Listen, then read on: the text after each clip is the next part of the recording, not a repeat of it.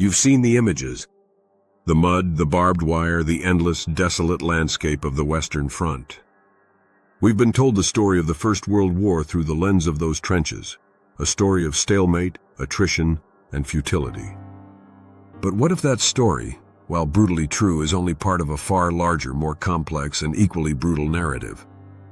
What if the war wasn't confined to a strip of French and Belgian mud? This is the story of World War I's forgotten fronts. The brutal truth beyond the trenches. While millions of soldiers were locked in a stalemate in the West, a different war was being fought across the vast, expansive plains of Eastern Europe.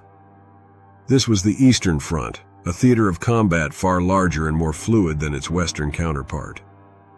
The front stretched for over 1,000 miles, from the Baltic Sea in the north to the Black Sea in the south. Here there were no static trenches for years on end. The battles were defined by movement, by flanking maneuvers, and by devastating encirclements. The armies of Imperial Russia faced the forces of Germany and Austria-Hungary in a series of colossal, high-casualty campaigns. In the early days of the war, the Russian steamroller advanced into East Prussia and Galicia, catching the Central Powers by surprise. But the initial momentum was short-lived. The German and Austro-Hungarian armies, better equipped and often more competently led, pushed the Russians back. Battles like Tannenberg and the Masurian Lakes were crushing defeats for the Russians, costing hundreds of thousands of lives. The sheer scale of the Eastern Front meant that logistics were a nightmare. Armies marched for miles, often over harsh, unforgiving terrain, supplied by inadequate rail networks. When the war bogged down, it was a different kind of horror. Not the claustrophobic trenches of the West, but the endless, open fields that became mass graves. The casualties were staggering, with both sides suffering millions of dead, wounded, and captured.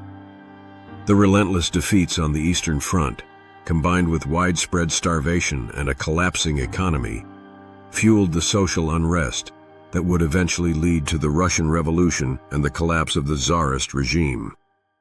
But even beyond the Eastern Front, the war was fought in places few people remember. High in the snowy peaks of the Alps, the Italian front carved a jagged line through the mountains. Here, the struggle was not just against the enemy, but against the very environment itself. Italian and Austro-Hungarian soldiers fought in altitudes of over 10,000 feet, battling blizzards, avalanches, and frostbite. They built trench networks and dugouts directly into the ice and rock of the mountains. The fighting was savage and often senseless. Soldiers would ascend towering peaks, hauling heavy artillery and equipment, only to be hammered by shellfire from above. The casualties from the fighting were immense, but so too were the losses from the extreme cold and treacherous conditions. The war here was a grim, slow grind, a desperate struggle for a few hundred feet of territory in a landscape that seemed to mock human conflict.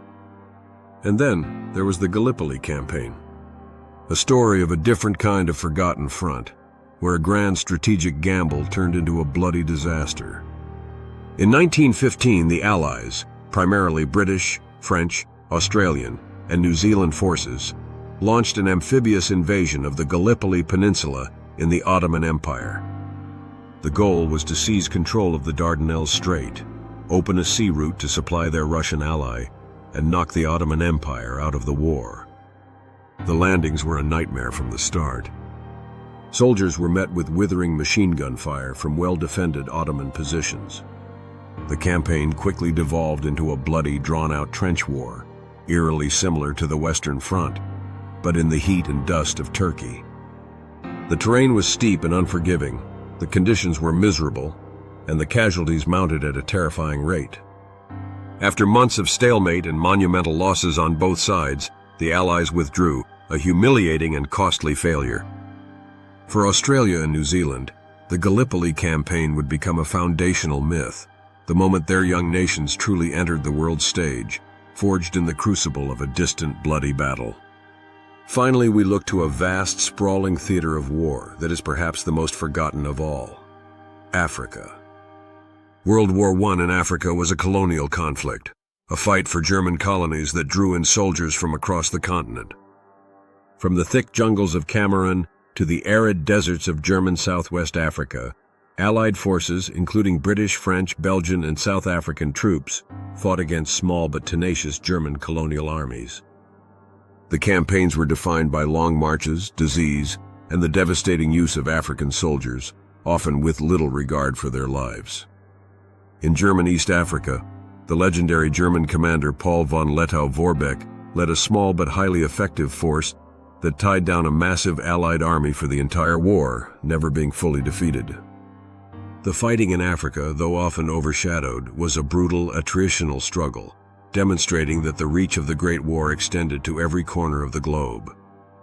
The trenches of the Western Front are a powerful, enduring symbol of World War I, but to truly understand the scale and the suffering of the conflict, we must look beyond them. We must remember the millions who fought and died on the vast battlefields of the Eastern Front, in the icy desolation of the Alps, on the dusty beaches of Gallipoli, and in the forgotten jungles of Africa.